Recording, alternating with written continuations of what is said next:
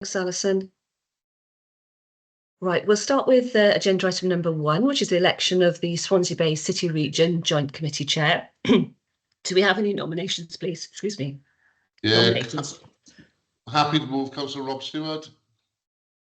Yeah, and I'm happy to second that. Thank you. Any other nominations?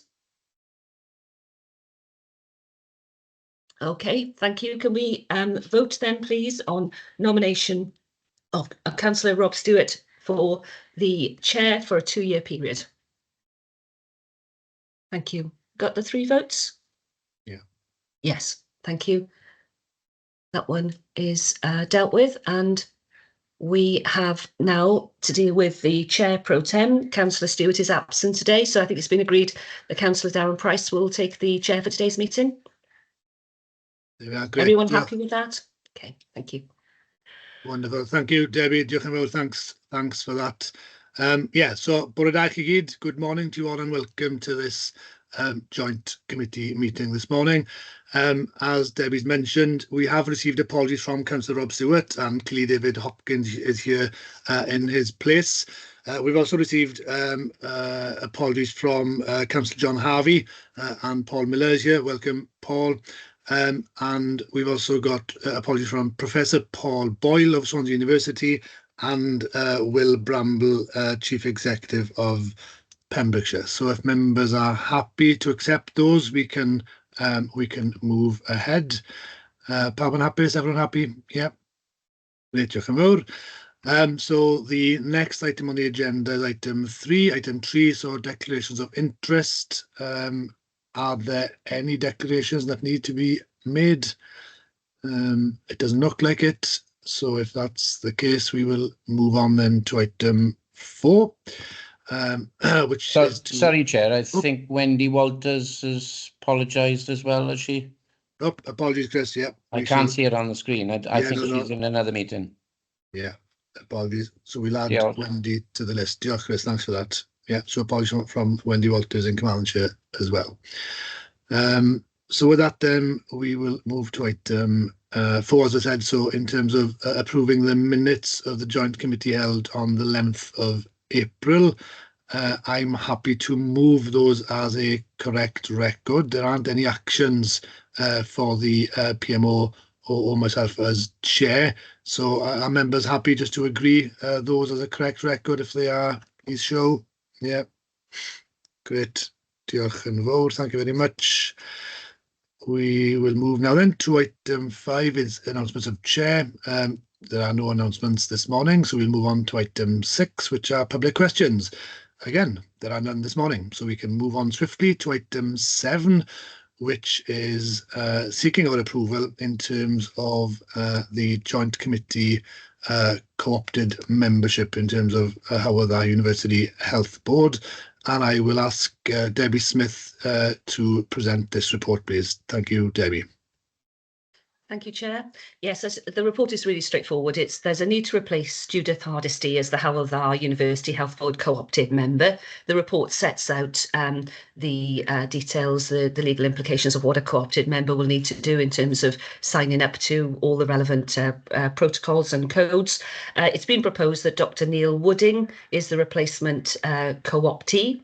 So I would need somebody to please move and second the report, and then we can proceed to a vote.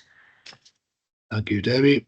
So it's pretty straightforward. I'm happy to move that. Can I ask for a seconder, please? More than happy to second. Yeah, great. Thanks, David. And can I ask them for a vote for all those in favour of that change? There we are.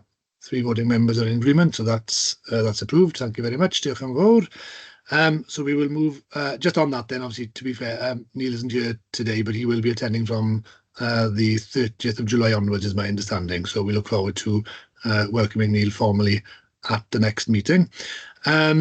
So with that, then we will move forward to item 8, which is the Audit Wales Assurance and Risk Assessment.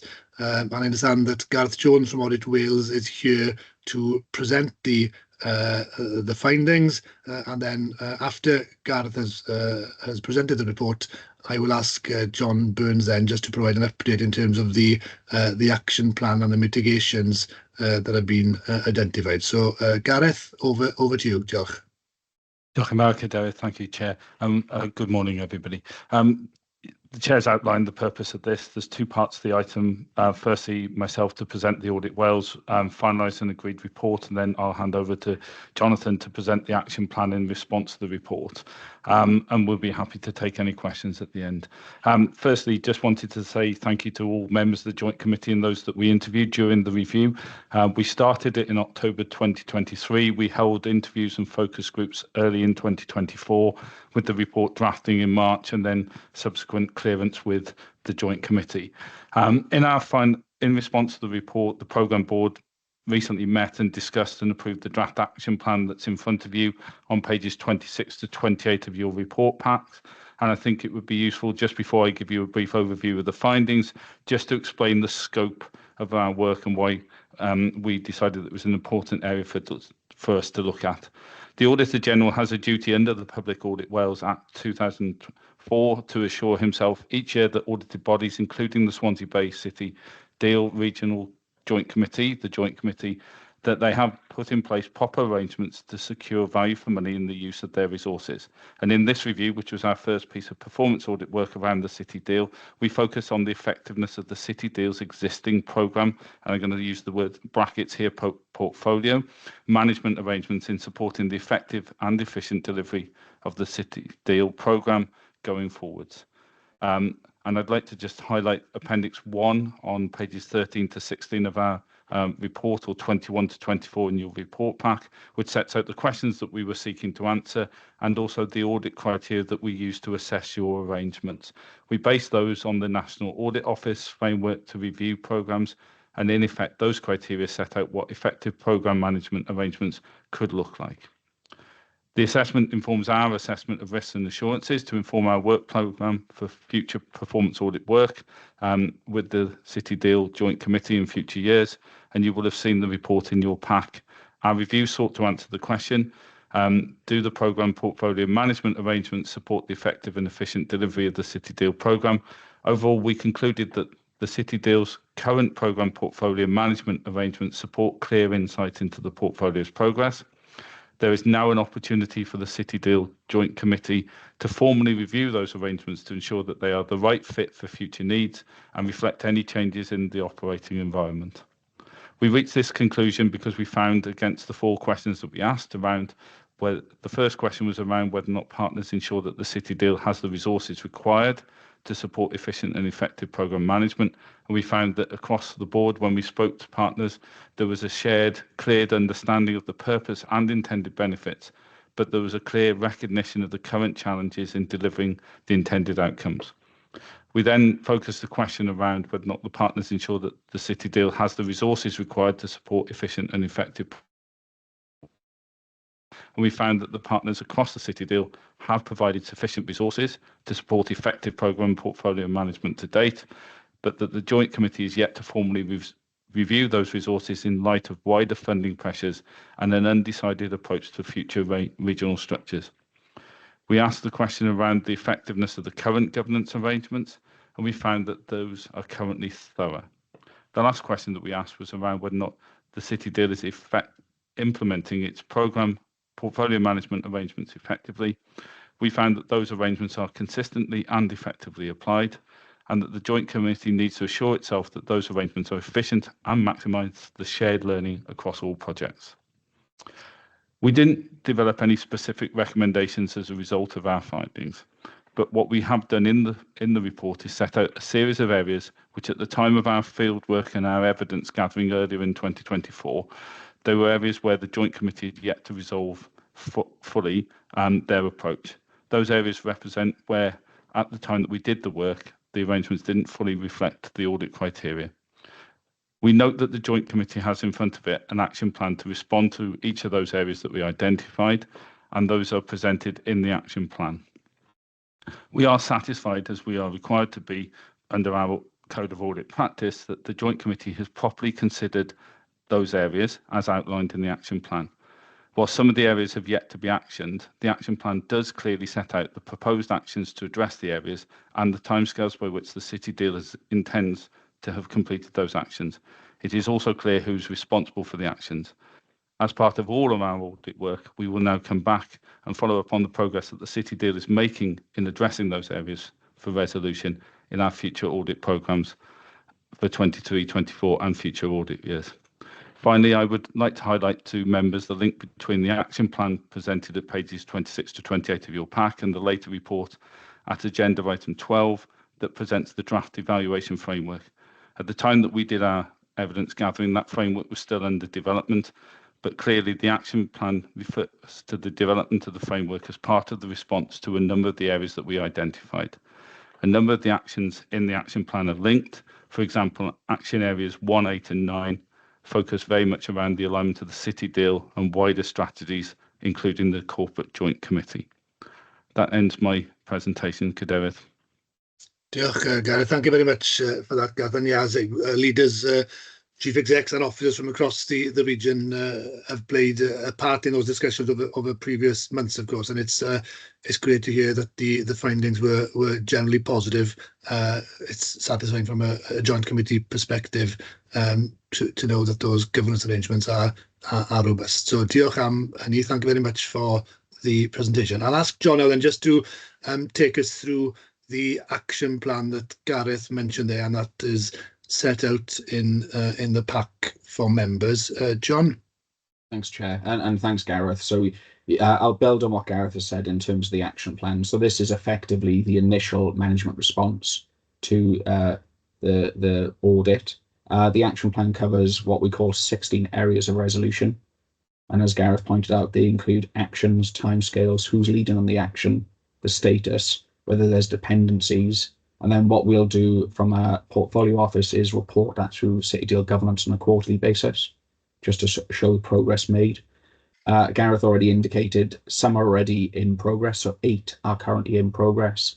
The remaining 8 are yet to be actioned, but we will proceed with action those in due course. So just to summarise, and again, it kind of encapsulates what Gareth has already highlighted, but things like alignment to CJC, benefits realisation and evaluation, phase of delivery of the portfolio management arrangements, the purpose of our economic strategy board, role of regional scrutiny, how we're learning lessons from regional working and City Deal, and then what wider regional opportunities are there that we could capitalise on around City Deal. And all of those are encapsulated in those 18 actions. And Chair, I won't go through each area of resolution and action. They're there for all members to see, but we will report on, as I said, the progress on each of those as they come through. Yeah, absolutely. Thanks, John. Yeah, the work has already started, of course, in addressing some of those issues, and they're clearly set out there in the table in the pack. And clearly it's something that we will be focusing on and keeping an eye on now over the next few months to ensure that we hit those dates and targets. So are there any queries? Are there any questions from members? Or are you quite content? There seems to be a level of contentment out there. So with that, then I'll ask for a proposal and a seconder that we accept the findings of the report and the action plan as set out in the back. Can I have a proposal, please? I'm happy to move. Thank you, David. And can I have a seconder, please? Oh, thank you very much. And then can I ask for a show of hands then that we formally accept the recommendations as set out in the report? Great, diolch yn fawr. Thank you very much. So that is approved. And with that, we will move on. Thank you, Gareth, for the presentation, and thank you, John, for responding as well. Diolch yn fawr. Diolch yn fawr.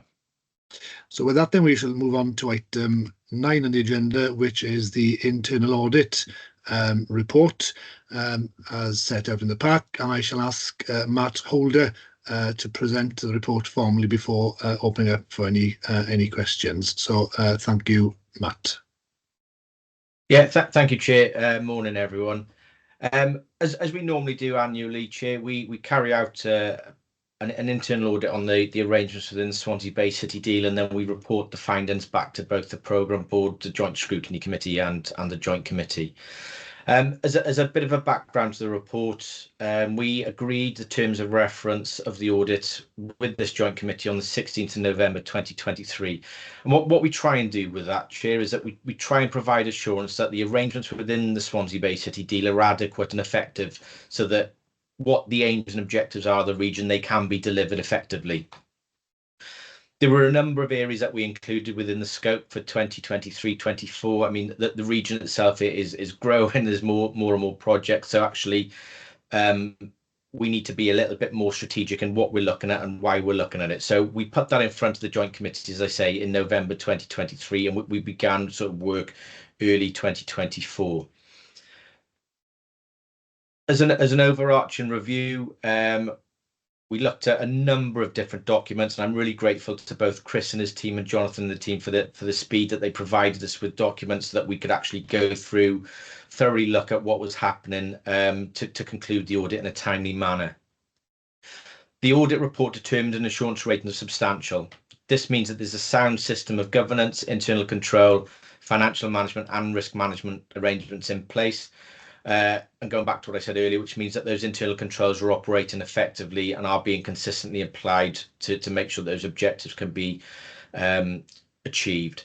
This is the 4th consecutive year now that the region's had a substantial audit. Just for clarity more than I think, we will never give full assurance because we do not test everything. Everything that we test is on a sample basis. So substantial is the highest that we can give. There are 2 recommendations, both of which have been accepted by management. There's nothing of any what I would consider great concern there. These are more about fine-tuning those existing arrangements that are in place. So I'd just conclude, Chair, by saying it's a very, very good audit report. It's very pleasing to be able to come here and give it substantial again, given all of the continual involvements that the region's having. So I'll leave it there, Chair. I'm happy to take any questions if there are any. Thank you. Thanks very much, Matt. Are there any further comments from officer level? No, nothing to add to what's already been said. If that is the case, then I shall open it up to Chris, do you want to come in? Yeah, Chair, I probably should say we did work on quite a few months with Matt and his team, and I should just thank Matt and his team for the work that they've put into the audit in terms of coming out with this output. So just like to register that. Thanks very much.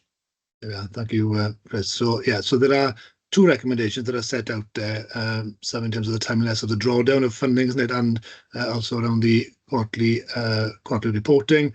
Are there any questions from members? No, I think it's pretty straightforward, and again, quite satisfying in terms of the assurance that's been provided. So if that is the case, then and there aren't any questions from members, could I ask for a proposer that we accept the recommendation as set out in the pack, please? Well done, thank you, Paul. And a seconder, please. Happy to second. Thank you, David. And again, then if you can have a show of hands to approve formally, please. Thank you very much. So that once again is accepted. And with that, we shall move on. Sorry, before I move on, thank you, Matt, as Chris mentioned, for the work you carried out over the past 2 months. Much appreciated. So with that, then we shall move on to item 10, which is an update in terms of the HAPS project, the Homes as Power Station project. And we've got Una Gavigan here, who is the lead officer.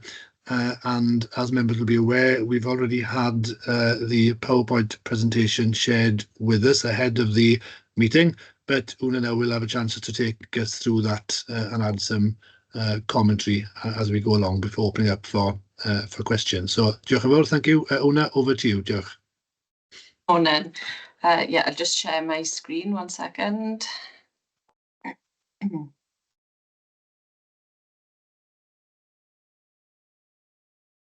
Okay, can you see that okay?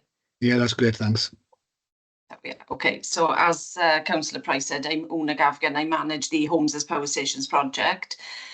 So to give an update on some of the activities that we are delivering at the moment, it's a regional project as a summary led by Neath Port Talbot Council, covering the 4 local authorities in the Swansea Bay City deal. The main objective is to facilitate the adoption of homes with integrated energy efficient design and renewable technologies in both new build and existing housing stock. So the investment objectives include future-proofing at least 10,300 homes across the region, which means increasing the affordable warmth, reducing fuel poverty, improving health and well-being, and supporting a regional supply chain of proven technologies. So we've got three funding elements at our disposal. So to give you an update on those, the first is the Financial Incentives Fund, 5.75 million. We launched this fund in the second quarter of 2023 to encourage and support the uptake of the HAPS approach, primarily aimed at local authorities and registered social landlords, but also private sector developers were able to apply. So there was a significant amount of interest, and following an application and scoring process, 16 projects across the 4 local authority areas were awarded funding of up to £300,000 per scheme. We allocated £3.7 million on that initial phase, which would create 361 HAPS homes. So we'll be releasing the full list of the information on those schemes as soon as the legal agreements are fully in place. The second element of funding is the technical monitoring and evaluation. So this was a contract that we put out to procurement. And the aim of the contract is to do the monitoring before and after on retrofits to capture the impact of the technologies that have been installed. Sorry, I'm getting really bad feedback. You hear me okay? Yeah, that's fine. It was just Steve. Welcome, Steve, to the meeting. I think there was some feedback from Steve's link there, but it's fine now. I do apologise, Chair. Because I joined, it was automatically the mic was on, so I knocked it off straight away. Sorry about that. No problem. Thanks, Steve. Carry on. So the information that we gather from the monitoring the Cardiff University will be carried out, will form part of a knowledge sharing hub. The aim of that is to build confidence and to encourage a greater take-up, particularly from the private sector. So the Year 1 report from Cardiff University is available in your papers in Appendix 2. The third part of the funding is our supply chain development. So work is ongoing with the local authority business teams across the region, gathering information and ensuring that we pitch that funding criteria correctly to maximise the impact. There's quite a lot of change that's happened with funding, particularly through what's been offered through the shared prosperity funding, but also from Welsh Government funding available to businesses. So we need to just ensure that that scope of that funding is pitched correctly. So the benefits associated with the project. Okay, so obviously the typo on this is rather small, so you may need to either scroll in or look at page 46 of your papers. But it demonstrates that there are 22 project objectives related to HAPS. And the next few slides just home in on some of the activity behind those aims. So first of all is to encourage behavioural change. So this is sharing lessons, increasing the skills development, and primarily sits under the people section. So to highlight and provide a greater understanding of HAPS technologies, a visit was arranged for the Swansea Bay City Deal Joint Scrutiny Committee to visit Titanian development at Aberafon Seafront. This is the type of activity that will continue to be a theme of HAPS, where engaging with stakeholders to increase learning and understanding of how technologies can be used to create HAPS houses and reduce fuel poverty will continue to be a theme throughout the delivery of the project. Funding has been identified to create 2 HAPS demo houses where stakeholders, whether it's school children or local tradespeople, will be able to visit, This is working in conjunction with Titarian and the Welsh School of Architecture. Another aspect is the leveraging public and private funding. So we're constantly looking for opportunities to work with others to reach the objectives of the project. So I've just listed some of the activities that we've been successful on gaining to date. As I mentioned, the 250,000 from Neath Talbot Council to create the 2 demo houses. We've also secured from the microgeneration certification scheme 75,000. So if you are installing any of the technologies, whether it's batteries, whether it's heat pumps or solar panels, you have to be MCS accredited. It's a kind of quality stamp of approval. So we worked with MCS, with Neath Talbot College and Moby to offer Moby is the Ministry of Building, Innovation and Education, to offer courses, firstly to workshops to school children, to increase their knowledge, but also to create content, learning content to be used in colleges. So that was available to all local authorities, schools across the region. So we're currently delivering that. Some of the other things, there's the £5 million from the Engineering Physical Sciences Research Council that's been secured, the Launchpad funding, which is 7.5 million from Innovate UK, the Arts and Humanities Council, we secured another 4.6 million. So they are just sort of highlighting some of the activities that sit behind the benefits. One last one just to mention, which is in your papers, is that we supported the launch of the Duracell domestic battery. So that was held in November at the Botanical Gardens. And the aim of that was to bring some of the installers together, but to increase the number of people who are able to install and maintain the technologies that are associated with the project. So it was great to see that there was such a good interest, and it was really well attended. I think that's it as far as the update. I'm happy to take any questions. Thank you, Una. Diolch yn fawr, that's much appreciated. Are there any questions from members, any comments from members? David? Yeah, I think, to be honest, I think what I like with this is growing the local supply chain. I think it's very important that we, develop that, because it is so important that we keep that that spend local as we possibly can. But I think very impressed with the way we've leveraged in other money, so it's not just to maximising what we got. So I think the project's definitely worthwhile, bringing a lot to the region. I think it's certainly one we need to keep an eye on. So well done, very impressed so far. Thank you, David. Yeah. I think that point around the supply chain is something we've discussed previously, isn't it? And obviously in the slide there, you identify the funding that goes along with that, and also the ambition around the creating a centre of excellence in terms of renewable technologies for housing. I think that's something we would all want to see develop over the next few years. Are you able maybe just to give a bit more detail around that in terms of the work? You mentioned the event you had in Llanthony a few months ago, but what else are we doing in terms of really getting to grips with that supply chain end of things? I know that there've been recruitment and things over the past few months, so it would be useful to get an up-to-date position on that and how you see things developing over the next few months now then. Diolch. Yeah, I think it's constantly looking for opportunities to work in collaboration. I think, one of the recent events that isn't in the paper is the event that we held in conjunction with the Regional Learning and Skills Partnership at Parc y Scarlets, where there was a discussion around retrofit.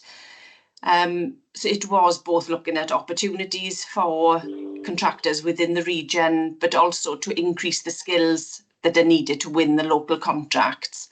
As a result of that event, there will be a skills group set up where it'll bring conversations together where local contracts are available, but also the local businesses will be able to have further support to be able to win some of these contracts.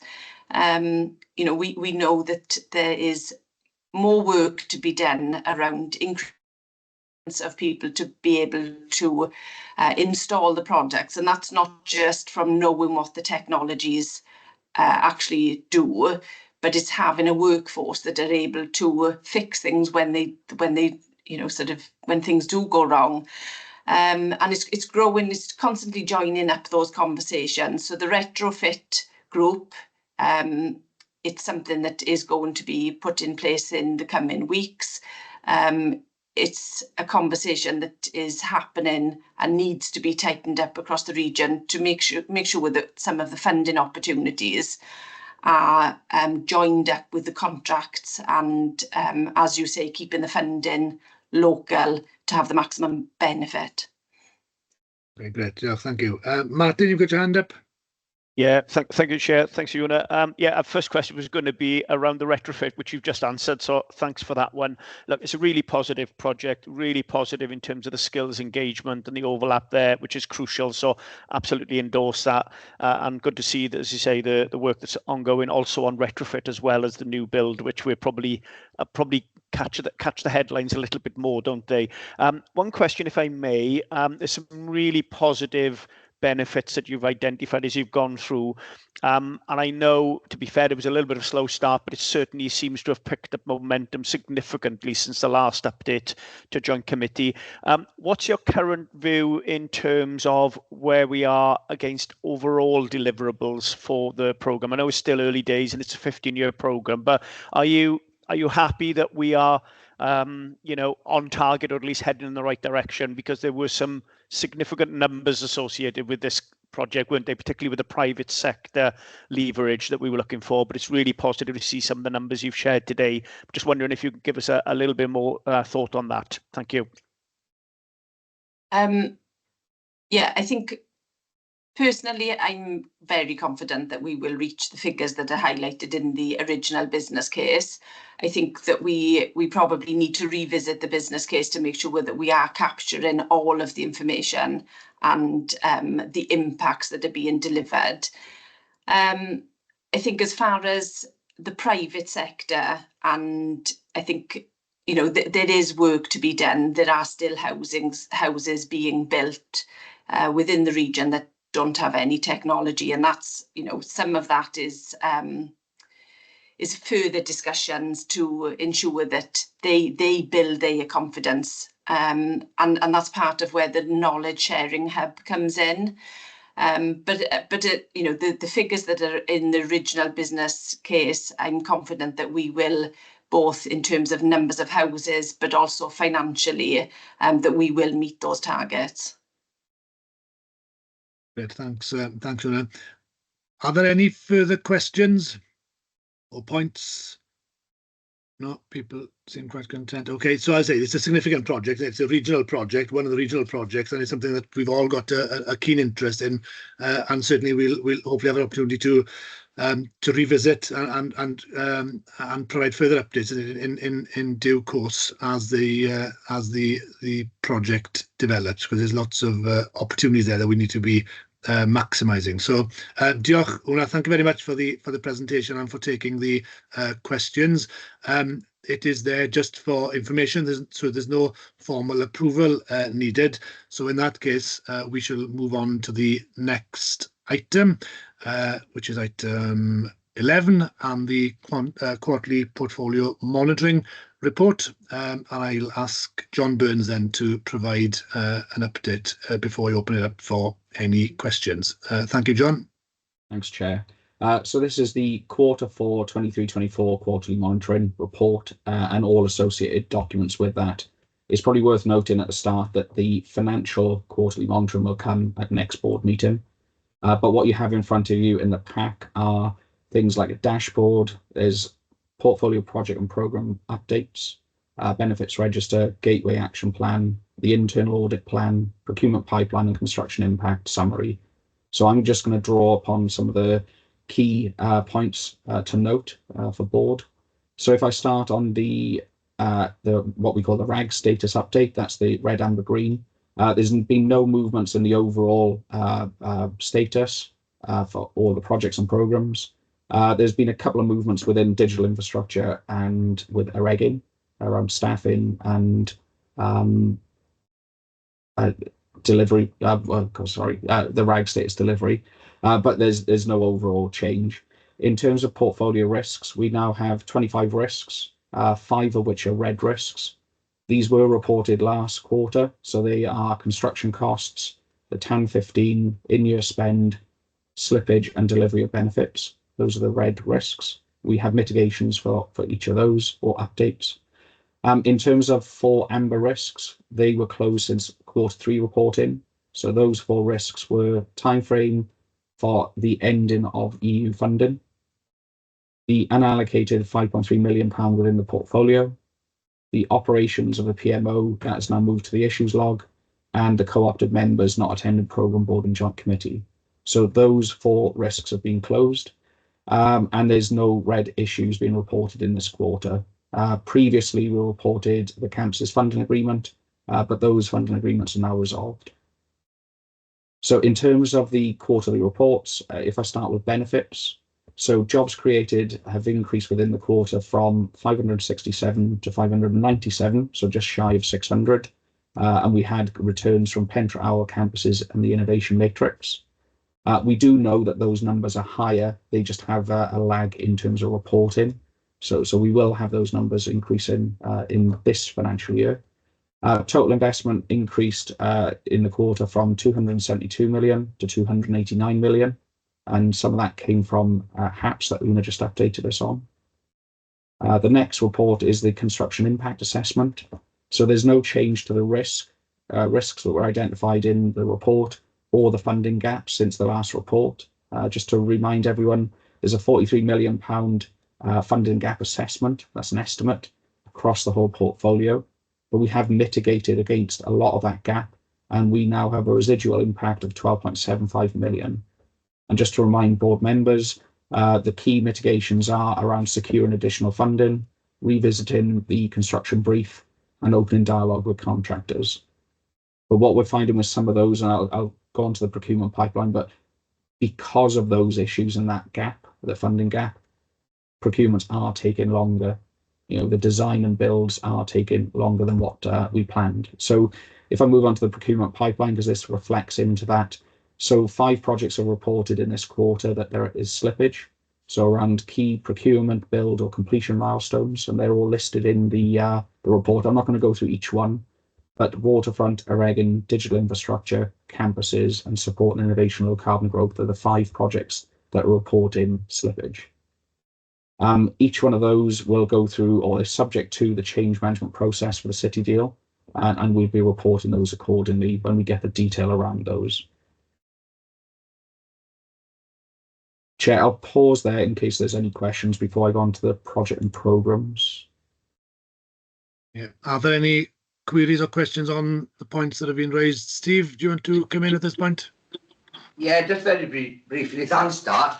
When you mentioned slippage, Jonathan, and the gap in funding these projects, I just wondered timescales with the developers or contractors, whoever, procurement. We know what timescales, how things move, because the longer things go on, probably the more expensive they're going to get again. So there's going to be adding to already a significant gap.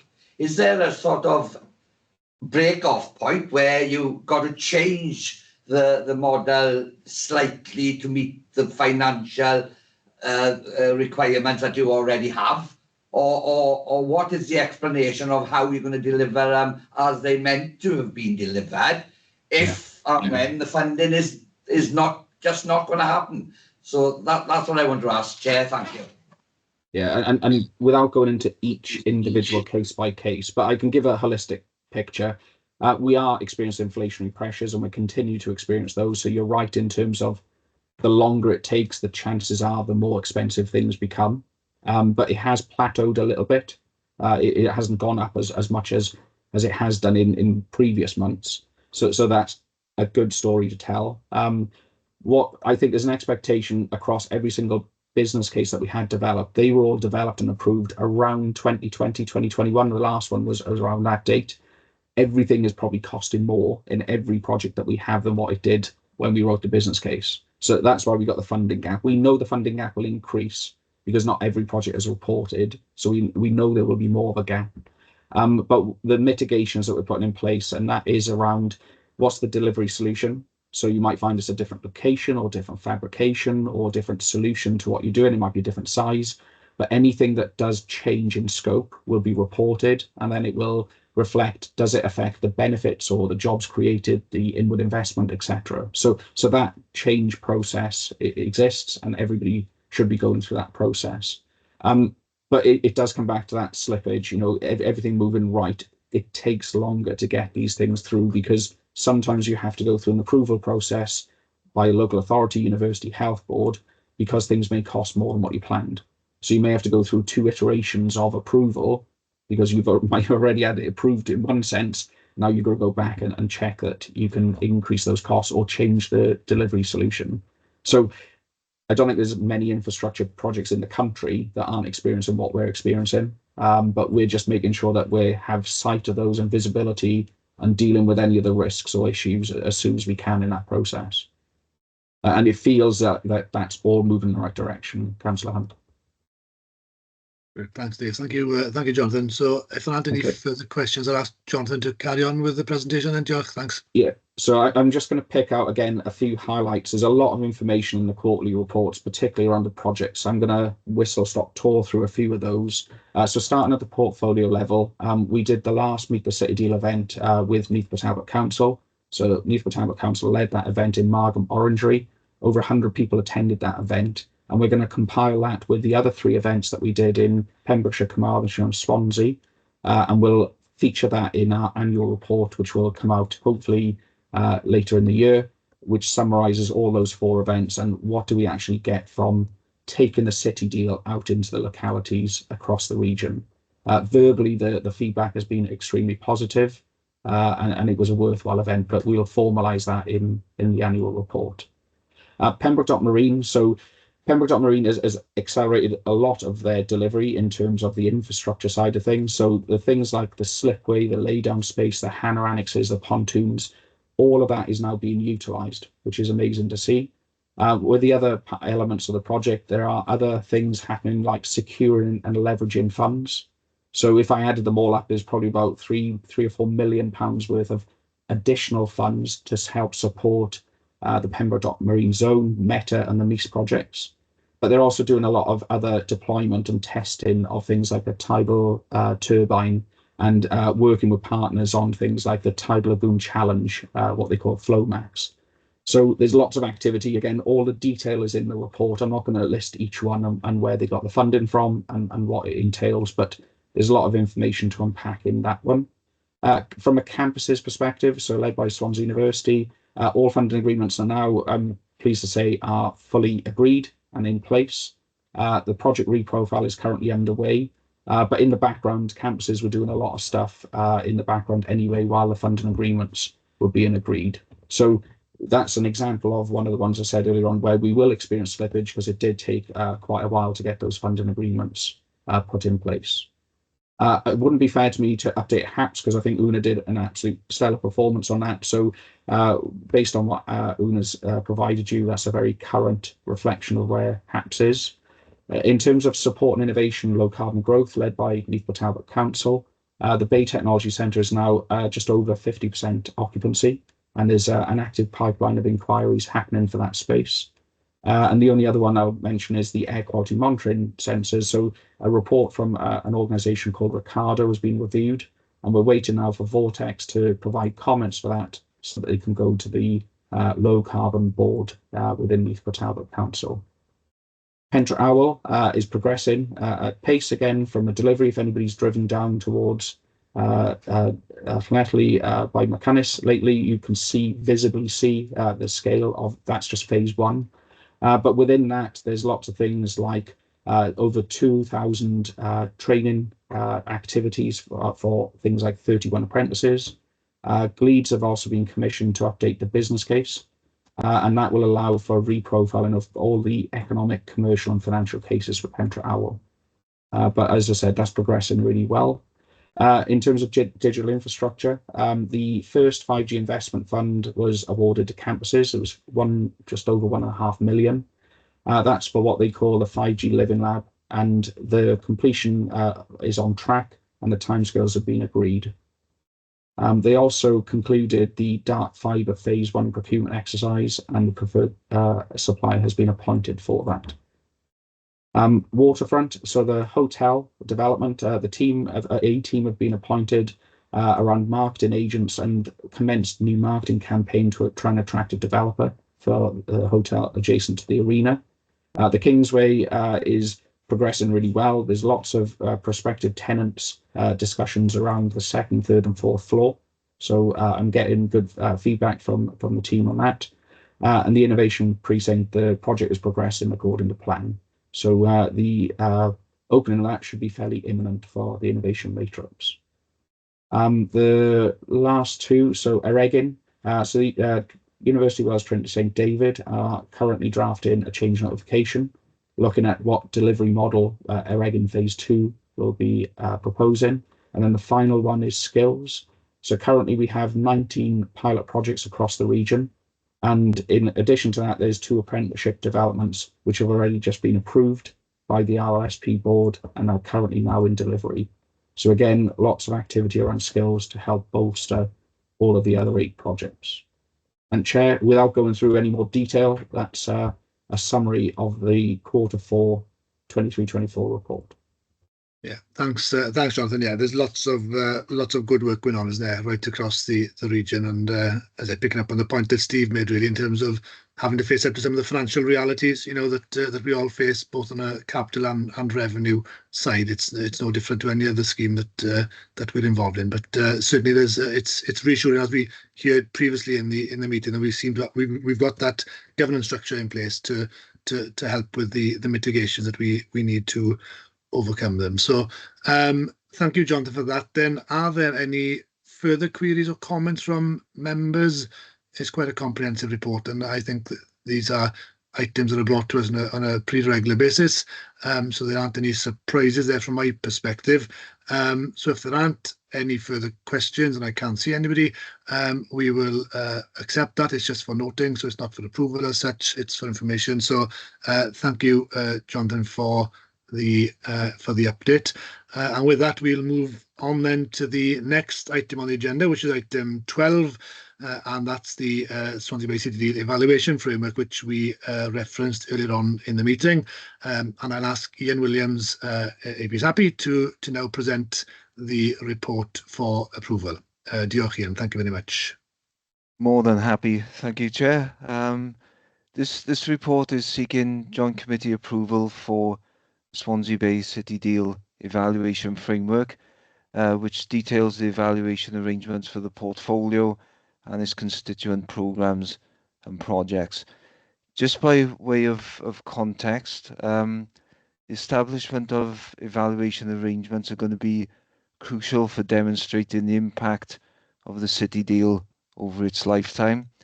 There's been several gateway assurance reviews, both at the portfolio and project level, that have emphasised the need to focus how the operational benefits of the City Deal will be realised and evidenced over time. In order to ensure that both a practical and a workable approach was produced, an evaluation task and finish group was formed to oversee the development of the framework. The group consisted of project and programme leads and the PMO team members who met on a monthly basis from August to December last year to shape the development of the approach. And the full terms of reference of the group is detailed in the report. Now, the main output of the group is the draft evaluation framework that is attached at Appendix A. The framework incorporates the rationale, the principles, the roles and responsibilities, and potential methodologies in the approach to evaluation of the City Deal portfolio. It's going to be important in demonstrating the progress and the impact being made by the city deal and its projects as they deliver. I won't run through the whole of the framework, but at the core of it is an evaluation schedule for the portfolio and for its headline projects and programs, which includes their main component parts. So at a portfolio level, there's 3 evaluations proposed, 2 midterm evaluations and a final evaluation. So the first evaluation will cover years 1 to 7. The second will be years 8 to 12. And the third evaluation will cover years 13 to 15, which will be the final evaluation for the portfolio. Within the document is a schedule for the project and program evaluations as well, and that really details what will be evaluated and when for each of the main project elements within the 9 headline projects. And this schedule is informed by evaluation profiles submitted by each project, which gives more specific detail on how, when, and what will be evaluated. The approach will result in progress being demonstrated as the portfolio is delivered and evidenced to stakeholders. This bit of the document is the schedules are the live bit. This information may change as projects continue to be developed and delivered. And if approved, the schedule, the evaluation framework will be incorporated into a revised monitoring and evaluation plan for the portfolio. So it's before you today, Chair, for approval, and I'm happy to take any questions on it. Thank you. Thanks, Ian. Yeah, that's it's quite a comprehensive piece of work, to be fair, and thanks for the input of officers and yourself in drawing this up. One thing I suppose that springs to mind in terms of the timetables there are set out quite clearly, and they linked to each of the projects and the different terms. One thing I didn't see in the report, I'm not sure, what engagement have you had with Welsh Government and UK Government in terms of the development of this? And are they content with what they see, be it that formally or informally? Yes, we've had discussions, mainly informally with both governments as the framework's been developed.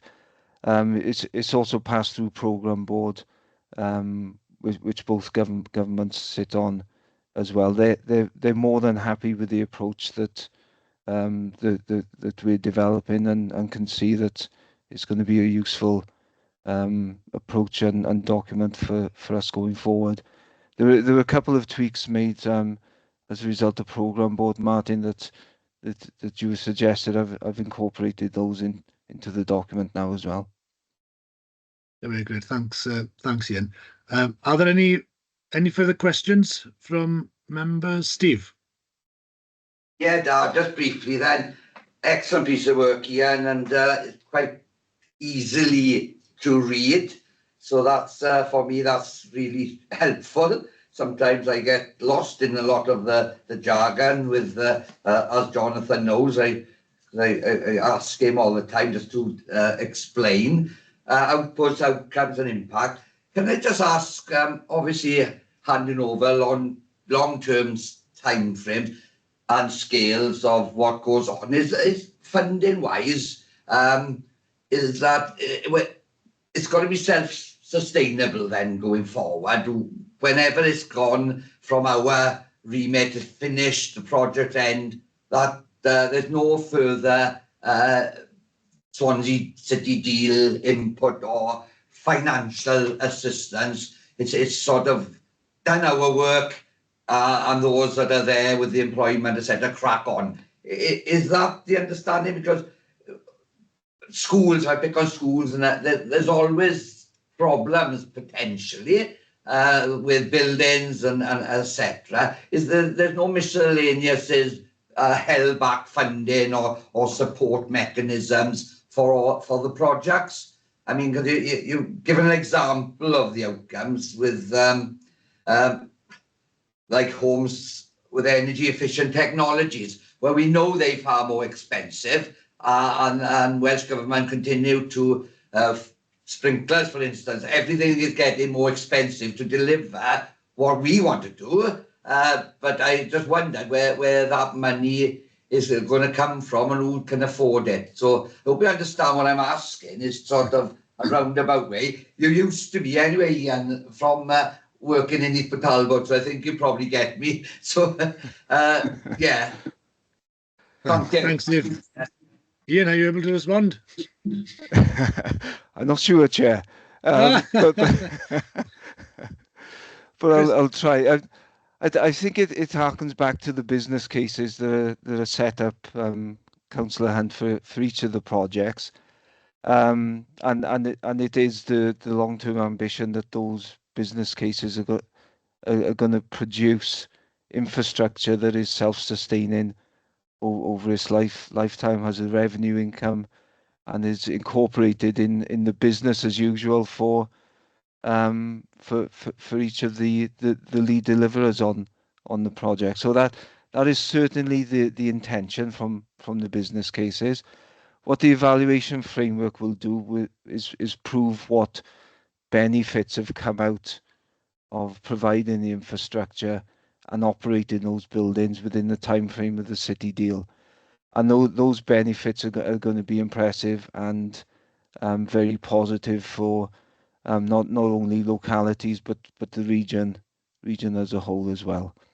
Not sure if I have covered it, Councillor Hunt, but I'll ask Chris to come in as well, and then bring Jonathan in. So Chris first, then. Thanks. Yeah, thank you, Chair, and yeah, thanks, Steve, for your question. Yeah, the blunt answer is that no, there isn't any further scope. The way the structure works is there was 241 million invested originally. That was a capital spend meant to inject into the programme and actually deliver projects that actually either became self-sustaining or possibly in some cases were supported by the lead authority.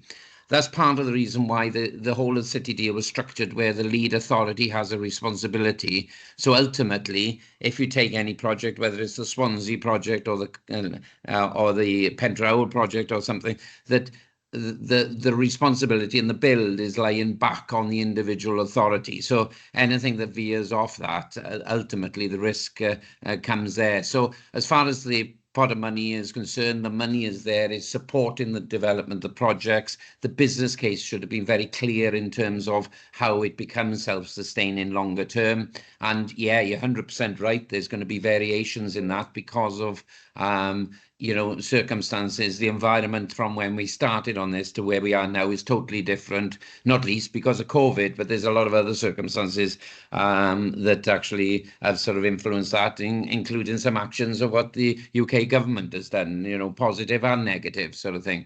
But so that money is used to pump prime that project, and then it's actually over to it either being self-sustaining from a business case, which will be something like the Milford Haven port work at Marina work, or else there'll be a link in terms of the link to the authority.